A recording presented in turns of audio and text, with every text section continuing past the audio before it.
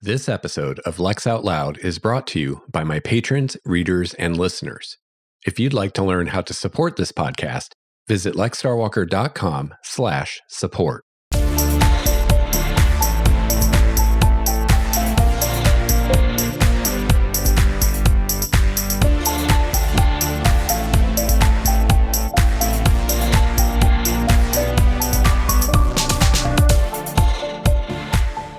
You're listening to episode 61 of Lex Out Loud, Writing Science Fiction.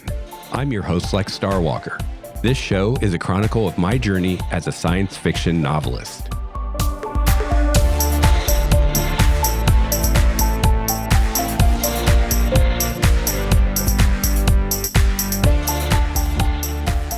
Hello, everyone, and welcome back to the show. I am Lex Starwalker, and I am Out Loud, and really glad that you joined me today for another episode, talk about writing, science fiction, and whatever else comes up. So I hope everyone's doing well. I hope everyone out there is staying healthy and safe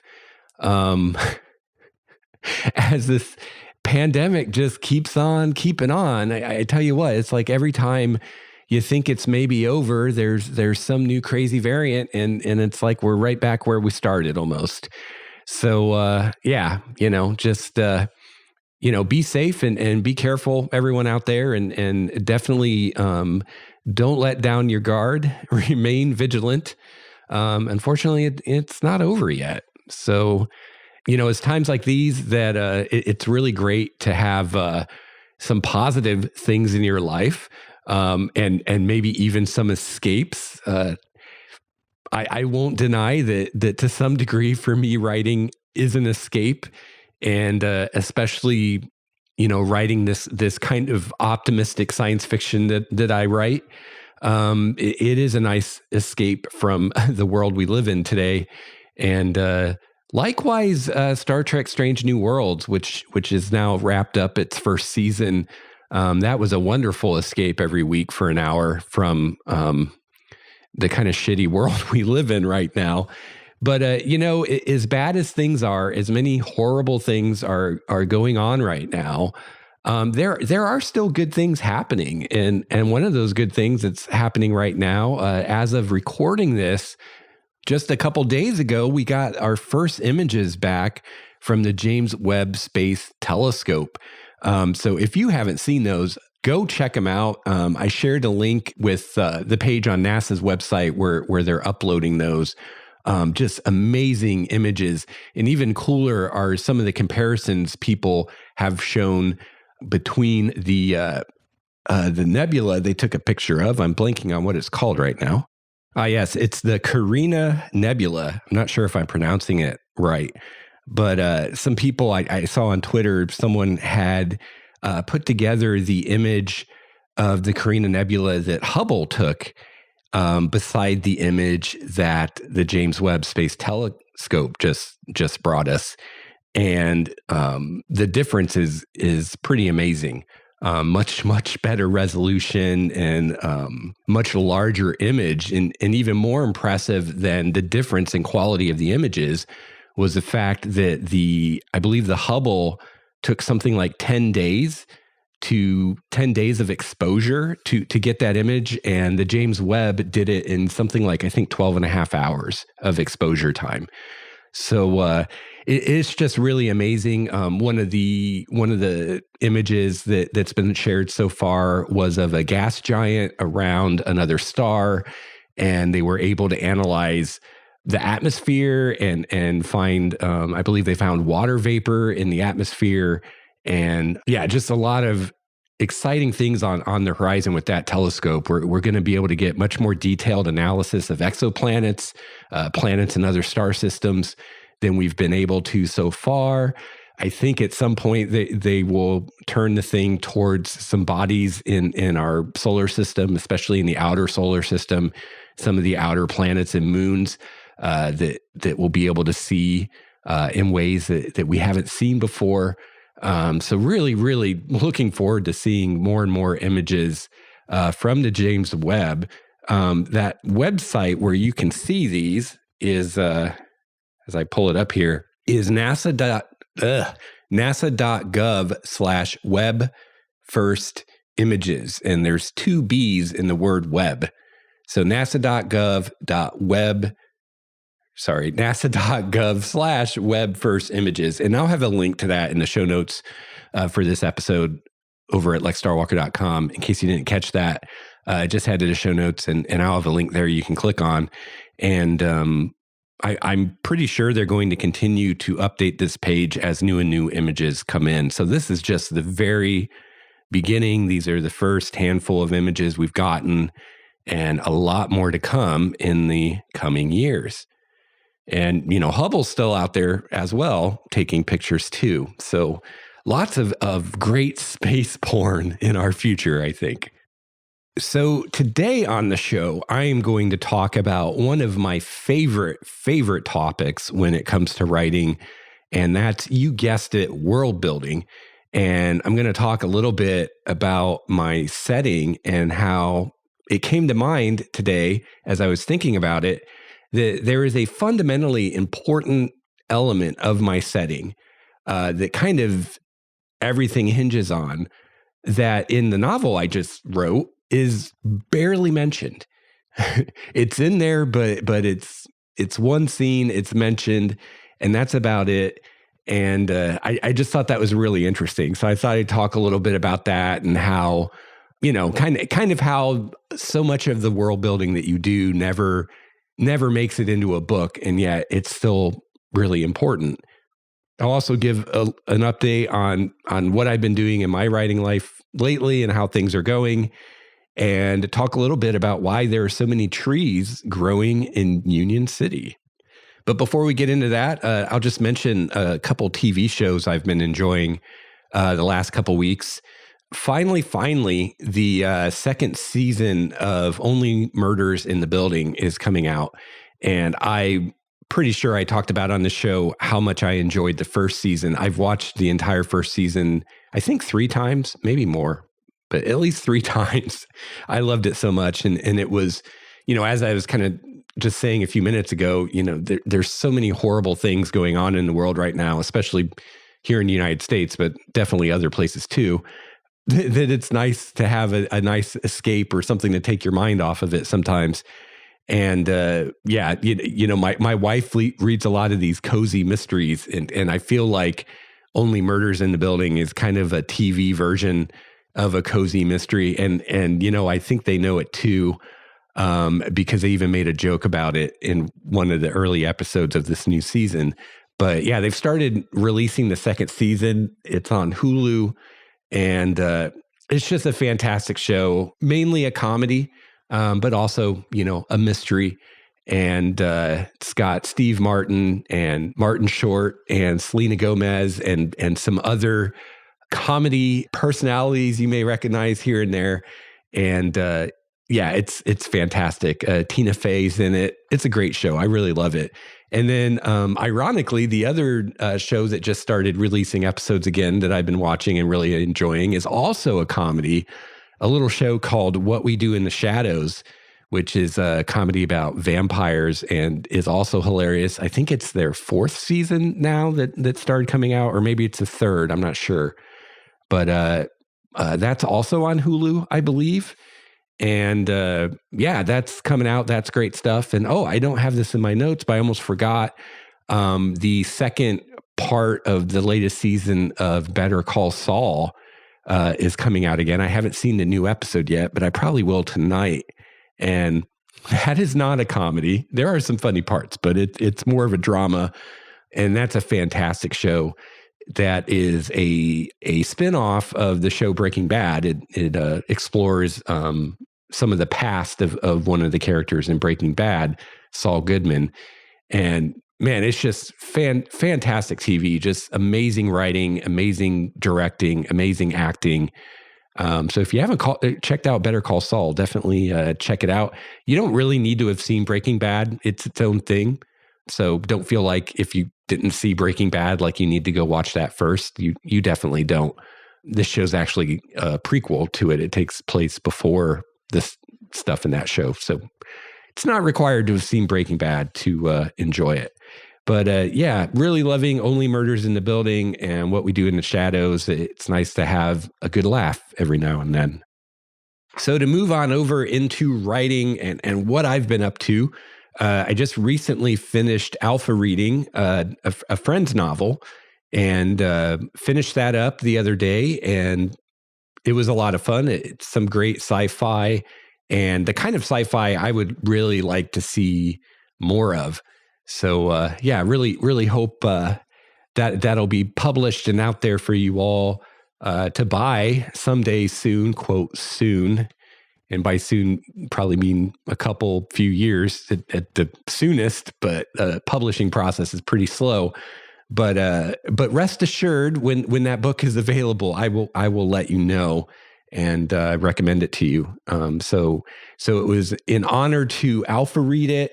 I don't know if the author listens to this show or not, but we kind of traded alphas for each other, and she did a fantastic job giving me feedback on my novel, Critical Balance, and yeah, it was an honor to read her novel, and I really enjoyed it, and hopefully I gave her some helpful feedback to make it even better. I definitely think it has the potential to be published by a big publisher. I think, I think it's got what it takes. So hopefully she has success with that. But I finished that up the other day, and I would love to see more books like that out there.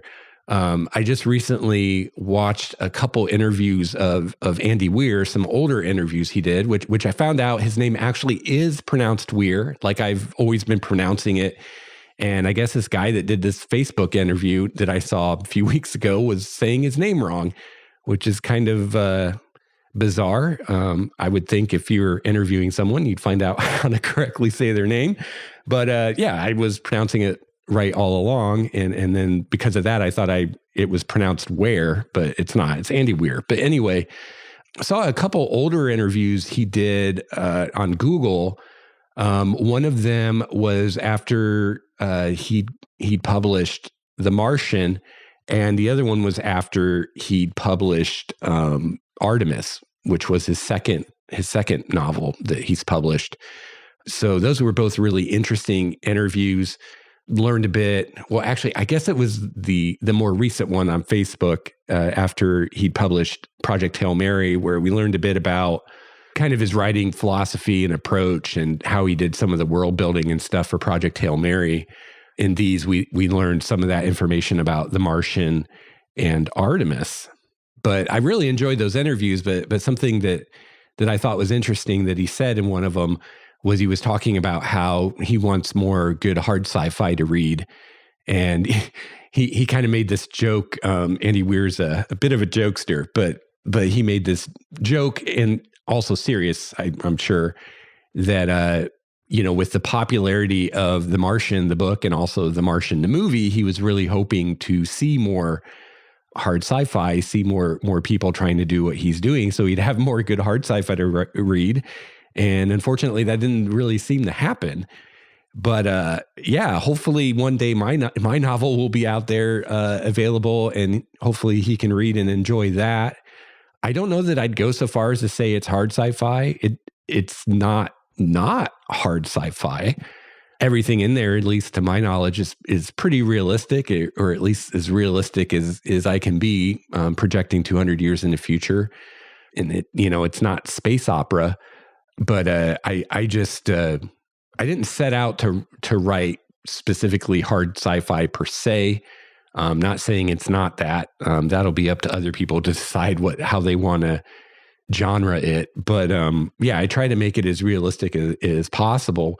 The closest descriptor I've found to it is what people sometimes call mundane sci-fi, but I really hate that term. It's a terrible term because mundane has more than one meaning. And one of those meanings isn't a positive one. If you're talking about a story, especially a sci-fi story, you don't want something that's mundane. So I've started using the term realistic sci-fi myself. Sci-fi that's realistic, but not hard to read. Unfortunately, a lot of sci-fi is hard to read for one reason or another. So, I don't put math equations in my book or get super technical into the details, but those details are there in the world building and the research. I just aren't going to bore the reader with them unless they're actually relevant. So, yeah, that's why I don't necessarily say it's hard sci-fi. But again, I'm not saying it's not. The people who read it can decide what they think it is. But I think realistic sci-fi is a good term. So I am now beginning, now that I've finished this alpha reading, I am beginning my version 4 revision of my book, Critical Balance, based on the alpha feedback I've received on it. My second wave of alpha feedback. And turns out it's going to be a fairly extensive rewrite. It's kind of funny. I was just talking with my wife about this last night. I remember, I finished the first draft. I let it sit for like 6 weeks. And then I came back and I did version 2, did my own revision, just, fixed the problems I saw with it. And then I sent version 2 out to the first wave of alphas. And, it's funny because when I sent out version 2, I felt like it was a solid book. I'm like, I think it's pretty solid. They might spot some little things here or there, but I think this is pretty close to the finished version, what it's going to be. And then I got some really great alpha feedback from a few alpha readers. And there were more changes that were needed than what I anticipated. But, you might think I might be discouraged or disheartened or some kind of negative emotion when, I thought the thing was pretty much ready and get all these, all this feedback back with these, things I want to fix or I should fix or issues that need to be addressed. And you might think that might be kind of a negative thing. But it was actually, surprisingly, it surprised me too. It was actually a very positive thing. Like I was very, very excited when I got this great alpha feedback and saw these areas of the story that weren't as strong as they should be or as they could be, and had really great ideas of how to improve those. And so I was really excited and really upbeat about it because I was like, I thought it was good before, but after I do this revision, it's going to be so much better based on this great feedback. So the funny thing is pretty much exactly the same thing happened with the second wave of alpha feedback. So, the first wave of alphas saw version 2. And then based on their feedback, I did another revision, version 3, sent version 3 out to the second wave of alphas, got more feedback back on that. And it was the same thing. When I sent out version 3, I'm like, okay, now I think it's ready based on this great feedback I got. We found the weak points. We shored those up and improved those. And now this thing's just ready to go. And well, I get the second wave of alpha feedback back. And what do you know? There's still things that can be improved and weaknesses that can be strengthened and things like that. And I had the exact same reaction. You might think I'd be disappointed or I'd be upset or something because I thought I was done. And it's like, oh, now I have to do all this revision again. But it was the opposite. I was really happy and excited because, again, it's like, man, I thought this was really good before, but now I see all these ways to make it even better and take it to the next level. So yeah, I'm about to do version 4 based on this new feedback, and I'm really excited to do it. I've got some really great ideas, and it's cool because with both of these revisions based on reader feedback, it's not just addressing the things that the alphas point out, because it's almost like each thing that an alpha points out not only shows me that issue in the book, but it tends to lead me to 1 or 2 or 3 other issues that are maybe related or similar in other places. So, there are changes I'm planning for this next revision that are above and beyond anything that any of the alphas have mentioned. So I'm really excited to do it. I think it's going to be a fairly extensive rewrite, though. It's going to take some time, and it's going to be, I think, even more of a change than the last rewrite I did was. I'm making some changes to one of the main characters, actually 2 of the main characters. I'm making some fairly significant changes to kind of their personalities and what they're about. And then, because I'm changing characters and their main characters, that's going to affect the entire book. I'm going to have to rewrite at least sections of probably pretty much every chapter. So yeah, it'll be pretty extensive. Those are the major changes. And then also each of those characters, these changes that I'm making to them, kind of fleshing them out more, like adding more layers to the onion, so to speak. These changes are going to lead to changes in their voice, which means I'm going to be rewriting a lot or even all of their dialogue as part of this. So those are the major changes that I'll be making. And then there are a lot of little tweaks I want to make here and there too. And luckily, though, that none of this, I don't think any of this is going to have a major impact on the overall plot, but it is still going to require rewriting a lot of the scenes. Then once I finish that version 4, my plan right now is to immediately do another revision. And for version 5, I'm going to be doing what you could call a prose polish. So, up to this point in writing the book, I've basically just been telling the story and, just getting the story on paper. I haven't focused a lot on like sentence level or line level stuff, really looking at the prose under a microscope. So that's what I'm going to do with version 5. And as part of that, I'll be doing things like, looking for adverbs and adjectives that I can replace with better verbs and nouns, looking at all the descriptions in the book and make sure that they're as concise and evocative as I can make them, making sure I'm using the best words for everything. Making sure that the descriptions also involve scent and lighting as much as possible whenever it's relevant. I talked a little bit about this in the last episode. That was something I got from reading the Ninth House, how often that author would include scents and the effect of lighting on her description of places and how it really made the places come alive to me. So I want to implement that as much as I can. And then just in general, looking through the entire book at a sentence by sentence level and just making sure that every single sentence is as concise and as clear and as evocative as I can possibly make it while using as few words as I possibly can.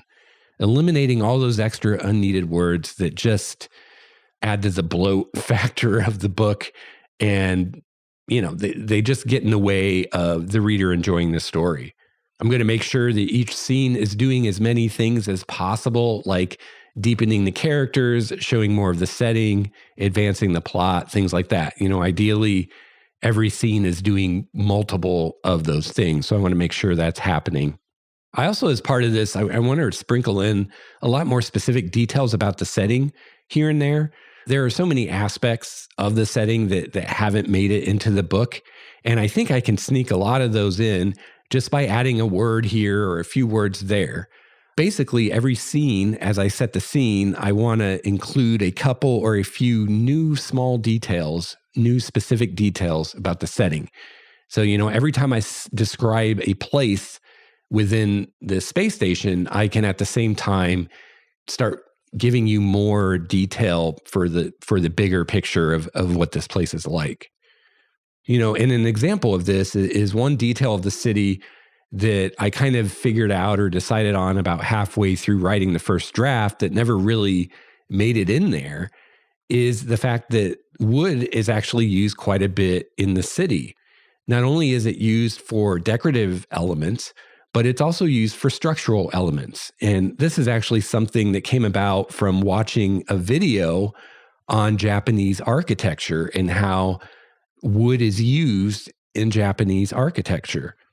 So, for an example, skyscrapers and bridges are traditionally made of steel and concrete. Concrete is very strong in resisting compression forces, but it's quite weak in resisting pulling forces. And then steel is the opposite. It's very strong in resisting pulling forces, but doesn't resist compression forces as well. So when steel and concrete are used together in skyscrapers and building or bridges and other structures, it makes the structure strong against all of those forces because they they shore up each other's weaknesses. So wood, it turns out, is very similar to concrete in that it is strong in resisting compression forces, but not so strong with resisting pulling forces. And titanium is basically the same as steel. It's strong with pulling forces, weak with compression forces. However, titanium is used instead of steel in the cylinders because it's less dense than steel. So you get the same amount of strength as you would with steel using titanium, but there's less weight, less mass to deal with. And when you're in space, mass is really important because you got to move it around. For instance, this titanium is coming from the moon, so it needs to be moved from the moon to where Union City is in geostationary orbit of Earth. So the less weight, the less mass involved, the easier and cheaper that is to do. So wood, of course, is less dense than concrete. So that's going to save some weight too. But also I learned from that video that I watched that wood has a lot of other benefits in architecture as well. And these are not things, for the most part, I even realized. So the smell, the scent of wood is relaxing to people. Wood helps a room evenly heat because wood absorbs heat and then radiates it. So it allows more even heating of interior spaces. Wood also absorbs and doesn't reflect light and sound, which reduces echo in an environment and reduces glare from lighting. So wood has some kind of aesthetic and even psychological benefits when it's used in architecture. And also, I just think it'll be a cool aesthetic because in most ways, these locations on these cylinders are going to be super modern, but yet we're going to have these wood elements that will help bring kind of an old world flavor to it, kind of blending with this super modern aesthetic. And I think it'll be pretty cool. So genetically engineered trees and other plants are grown on these orbital cylinders for use in construction. For instance, they engineer the trees so they grow tall and straight. Now, I did in the book mention that there are a lot of trees in the cylinder, not only in the city itself in the form of fruit trees and ornamental trees, but there are also a lot of trees that are grown in the agricultural nested cylinder. And in fact, there's an entire arboretum. So that is mentioned in the story. And I think I did convey that the trees in the habitation cylinder are there to provide fruit and to scent the air and beautify the scenery with their flowers and their leaves. But I didn't mention the architectural side of things and how wood is actually used architecturally and has like support beams and whatnot. So this is just one of the many details that I hope to sprinkle in here and there in this, not the next rewrite, but the one after that, version 5. There's also a super cool low G cylindrical swimming pool near the center of the nested cylinders that I don't think I mentioned at all in the book, but I'm already planning or hoping to use that as a location in the second book. So I may not add that as a detail in the first book since I'm pretty sure that's going to be something we explore in the second book. And then the final kind of part of this prose polishing revision for version 5 is to really dig into the dialogue. I plan to read all of the dialogue out loud to make sure that it sounds natural and like something someone would actually say and it rolls off the tongue and all that good stuff. And then, like I said, the changes I'm making to 2 of the main characters is also going to change their voices and their dialogue to hopefully make them more distinct from one another and the other characters. Because one of the feedback that I did get from more than one alpha reader was that a couple of the characters, they kind of sounded very similar in the way that they talked, and they're actually from very different places. So it makes sense that there be some differences in how they speak. So one of those characters is one of the ones that's getting kind of a facelift in a way, or a rewrite. So as part of that, I will change their voice and their dialogue as well. So then once that version 5 polish edit is done, I will then send that out to the beta readers.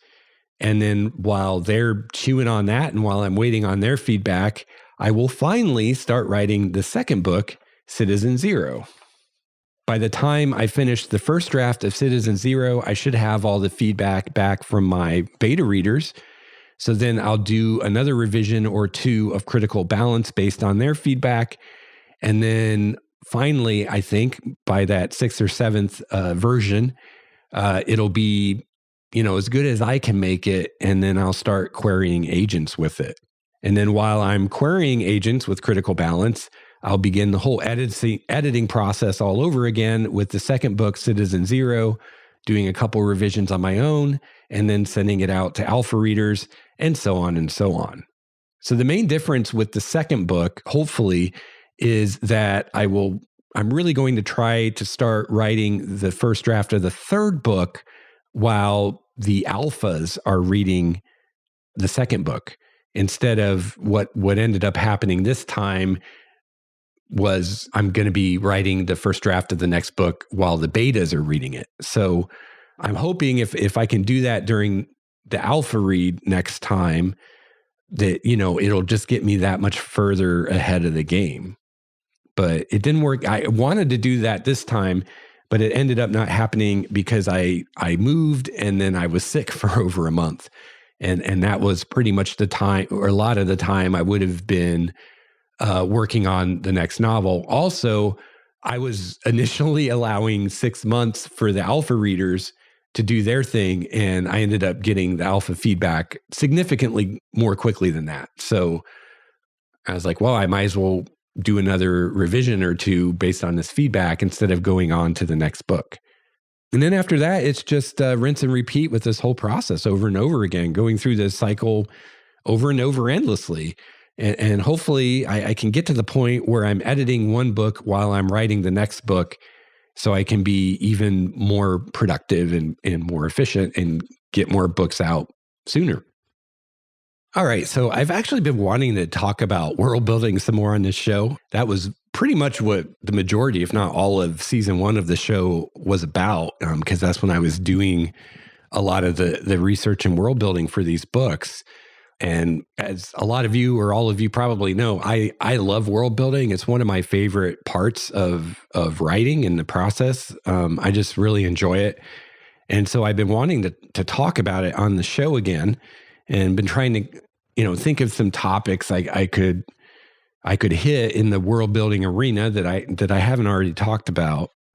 So I found myself today thinking about how so much of a science fiction or even a fantasy setting never ever makes it into a book. It's just background that the author knows, it's informing what's going on, and how it's possible that even fundamental elements of the setting may never be found in a book. So I think it's pretty common knowledge among anyone or everyone who's ever built a setting for a novel that, the reader sees at most the very tip of a large iceberg in the actual story, in the actual novel or novels. And granted, some or even a lot of that, the rest of that iceberg that's below the water that the reader doesn't see, a lot of that is implied to the reader and maybe imagined by the reader, but not necessarily actually created by the writer. That's part of the illusion we create, because of course it would be impossible to create every single possible element of a setting. It's just impossible to do that. So, there's always going to be things that we didn't address, but we create this illusion that there's a lot more there than maybe there really is, because, we're mostly creating what we need when we need it, and, maybe a little or even a lot more than that. But obviously we can't do everything. So yeah, I'm probably not going to blow anyone's mind by saying that most of the details I've created for my setting will probably never appear in any of the novels. That's one of the reasons I do this podcast, is so I can share things that won't be in the novels for future readers, so they can find that stuff if they're interested. But what did surprise me today was when I realized that what is probably the single most fundamentally important aspect of my setting is barely mentioned in Critical Balance. Although I think as part of this next rewrite, I might give a little more attention to it. It might get a few more words, but it's really just mentioned in like one scene. So for perspective on this, let me give an example or two from popular fiction that we're all probably familiar with. So, for instance, if you think about Star Trek, any iteration of Star Trek, really, any of the Star Trek shows, doesn't really matter. There's one element of that setting that I would say is a foundational element, and that's warp drive. Without warp drive, there would be no Star Trek. Or if there was, it would be fundamentally different from the Star Trek we all know now. Without warp drive, you wouldn't have starships traveling the stars, exploring strange new worlds, which is at its heart what Star Trek is about. So, for instance, if instead of warp drive, the ships of Star Trek created wormholes to travel through space, then things would look very different. You couldn't have any of the many, many stories that take place on a journey from A to B. There would be no journey from A to B. 1 minute, the ship would be at A, and then the next minute, it's at B without traveling through all the space in between because it's going through a wormhole. So many Star Trek stories, many Star Trek episodes that we've enjoyed would never have happened if, the starships used wormholes instead of warp drive. Or what if, for another kind of example of this, what if instead of warp drive, the Federation used some kind of teleportation to explore other planets and whatnot? And we've seen this in Star Trek. For instance, I think they were called the Iconians, was a culture that was discussed in a Next Generation episode. They were a society that had been long gone. They were from history, but they traveled through gateways. They didn't use starships. So if the Federation used something like that, there wouldn't even be starships at all. There'd be no need for them. And just imagine how different Star Trek would be without starships if they just teleported everywhere. I mean, hell, in either of these two examples, it wouldn't even probably be called Star Trek because there'd be no real trek going on to speak of. Either you're going through a wormhole and there's, the journey is a couple steps, or you're going through a portal or teleporting, which same thing. There's no journey. You just start out at one place and end up somewhere else. So there'd be no trek to the Star Trek. So, if you change that one fundamental aspect of the setting, in this case, warp drive with Star Trek, then it ripples through the entire setting, resulting in ultimately something that's completely different. Another real quick example from a different IP, Star Wars. Imagine how much different Star Wars would be if there were no hyperdrive or if it worked differently. Or even a better one, imagine how much different Star Wars would be if there were no Jedi and no Sith. It'd be totally different, right? It wouldn't even really be Star Wars or what we think of as Star Wars anymore without the Jedi. So it would change everything. So yeah, I was thinking today about my setting and how it has a very fundamental and foundational and very important element, an element that makes pretty much everything else in the setting possible. And for my setting, that fundamental element is the space elevator. The space elevator is what allows for the ability to get people and materials into orbit relatively cheaply, especially compared to using rockets. Without it, it wouldn't be possible to get thousands of people up into orbit to live in space. And, keep in mind, the cylinder is in geostationary orbit, not low orbit. So as hard as it is to get to low Earth orbit, and it's very hard, and you can see that in all the failures that companies like SpaceX and Blue Origin have in trying to do it. I mean, Blue Origin still hasn't done it. SpaceX can get into low orbit, no problem now, but they blew up a lot of rockets getting there, learning to get there, and they almost didn't make it. They almost ran out of funding and weren't able to get there in time.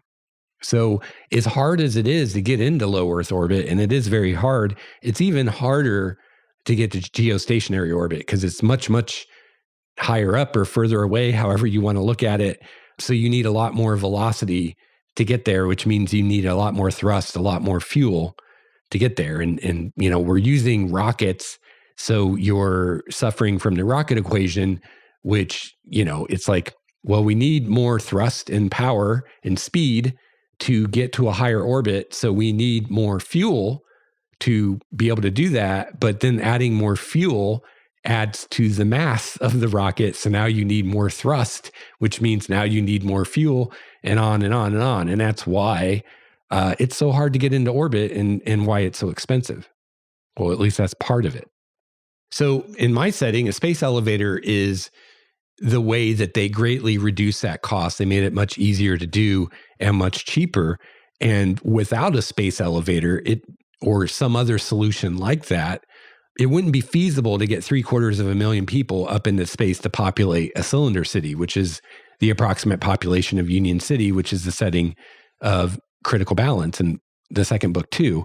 You couldn't do that with rockets. You could never afford to get 750,000 people up in the geostationary orbit if you had to use rockets.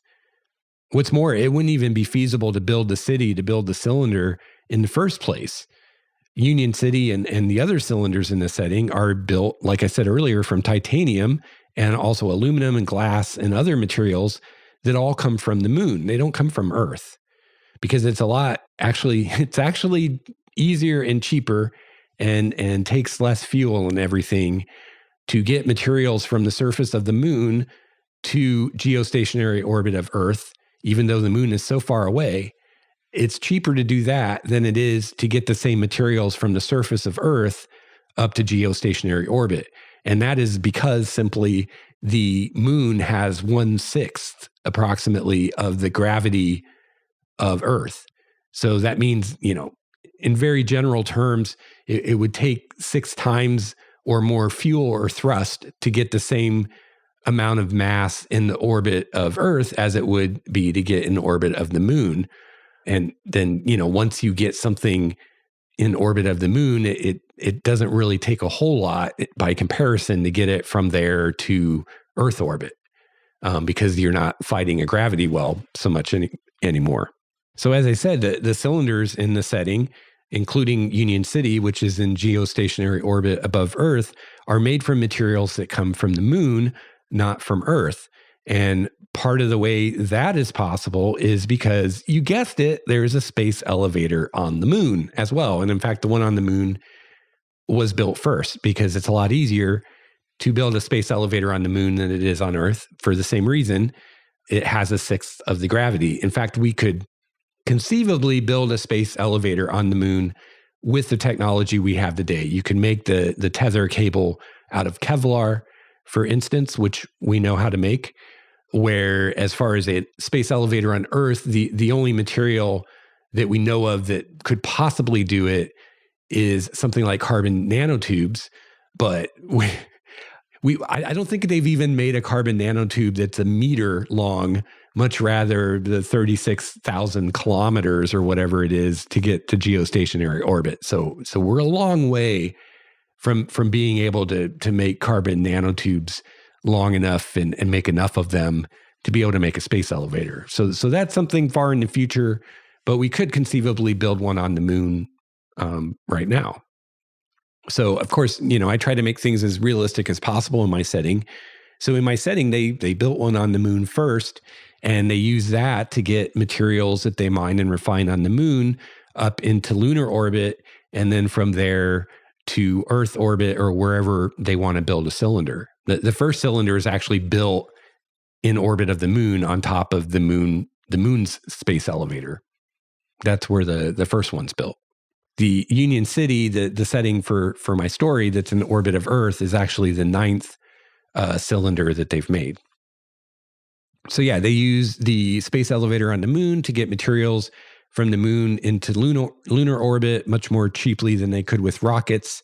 And then once they're in lunar orbit, it's relatively cheap and easy to get them from there to geostationary Earth orbit, where they build Union City.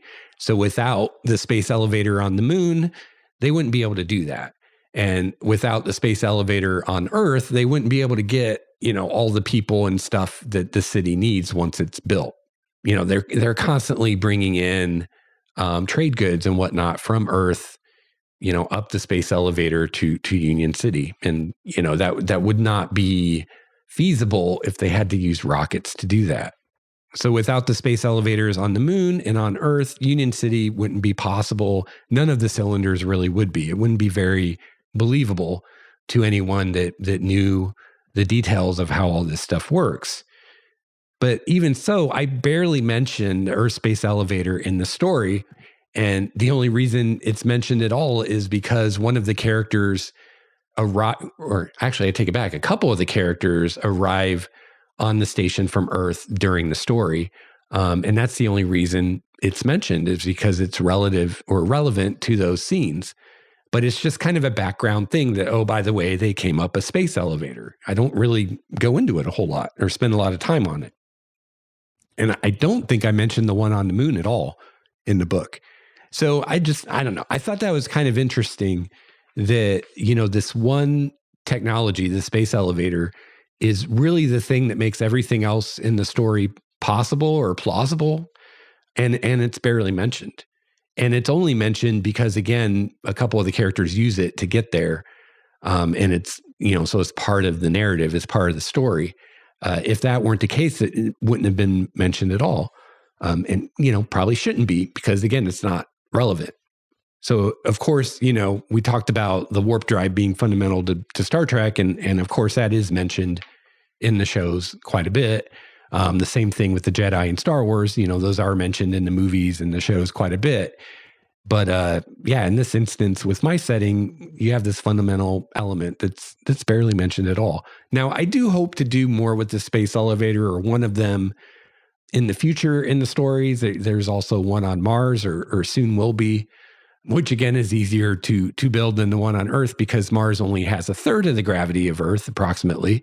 So it's easier on Mars than Earth. It's kind of a shame that the hardest one to build is the one on our planet that would benefit us the most. But I think one day we'll get there. It might just be a while. Probably not in my lifetime. But yeah, I just thought that was really interesting. And yeah, it just goes to show, how much more there is than what you see in a book when you're talking about a science fiction or even a fantasy, because there's a lot of world building involved in most fantasy too, and how little of that actually is in the book. But it's all there in the author's mind. It's there in the background, and it's informing the things that are in the book, and everything like fits together into this greater whole that hopefully makes sense. So I don't know, I've talked before about all the appendices I would love to add to this book. So maybe I could add to those a discussion of space elevators, or just kind of general how they work, and also the fact that there is one on Earth and there is one on the moon, and this is how this stuff works and is possible. It wouldn't be part of the story; it'd be an appendix, an optional thing for the reader if they want it. But I would love to do that, because I can nerd out on this kind of stuff all day. And I did do a lot of research. I read, numerous scientific papers on space elevators and space stations and different designs and all this stuff. And it was fascinating, and it was a lot of fun. But it'd be nice to get more use out of those things by sharing them with the readers. But I'm not going to bog down the story with all this stuff that's not relevant. I think that's part of why hard sci-fi has a bit of a negative connotation to a lot of people, because there are examples of hard sci-fi where there's too much of this kind of information given that isn't directly relevant to the story or necessarily interesting to the reader. But the writer's so excited about it or whatever, they want to share all this stuff. And, it's probably more a thing in the past than today, I think. But a lot of people are turned off by that stuff. And rightfully so. If it doesn't serve the story, it doesn't need to be in there. Again, that's what appendices and the author's website and things like that are for, to provide that additional information for those people that are curious about it. But you don't want to bog down your story with stuff that isn't important to the story and relevant to the story. So I'm curious, for those of you who are, writing your own stories, especially, those of you who are writing fantasy or science fiction or something else where you had to create your own setting for this story. Are there any fundamental elements like that are really make the setting possible, make it make sense, make things fit together, that aren't actually talked about or revealed in the actual stories that you write? They're there quietly and invisibly in the background, making everything possible. I have a feeling it's probably a pretty common thing among those of us writing, especially science fiction, but I think fantasy too. People do a lot of world building and so little of it ends up in the book. But yeah, I'm curious how many times like a really important fundamental element that everything kind of hinges on isn't actually in the book because it's not relevant to the story. So, I think in a way, everyone that can say that, they can say, hey, I have this fundamental part of my setting that's really important, but it's not actually in the story. It's almost a badge of honor in a way that that you were able to, at least to some degree, avoid putting things in the book that you're really excited about and really want to share with people, but wouldn't serve the story to be in there. So, it's a good skill to have to be able to do that and to be willing to do that. So yeah, that's just some thoughts I thought I'd share with you today.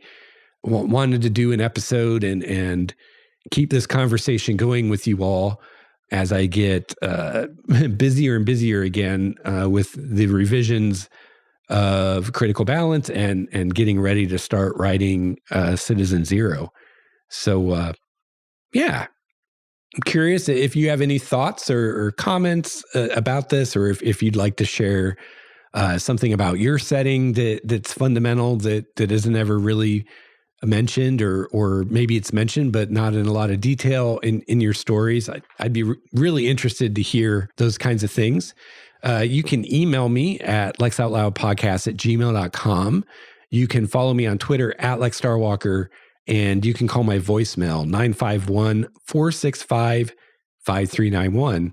And finally, another great way to get in touch with me is to join our community on Discord. You can find a link to that in the show notes for this episode at lexstarwalker.com/LOL. So thank you so much for tuning in.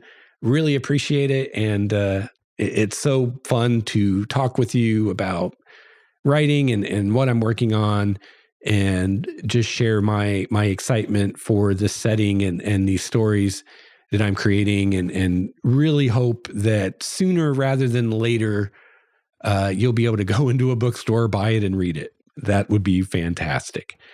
So thanks again for tuning in, and thank you for your attention, and best of luck to you in your creative endeavors. And until you hear from me again, keep writing.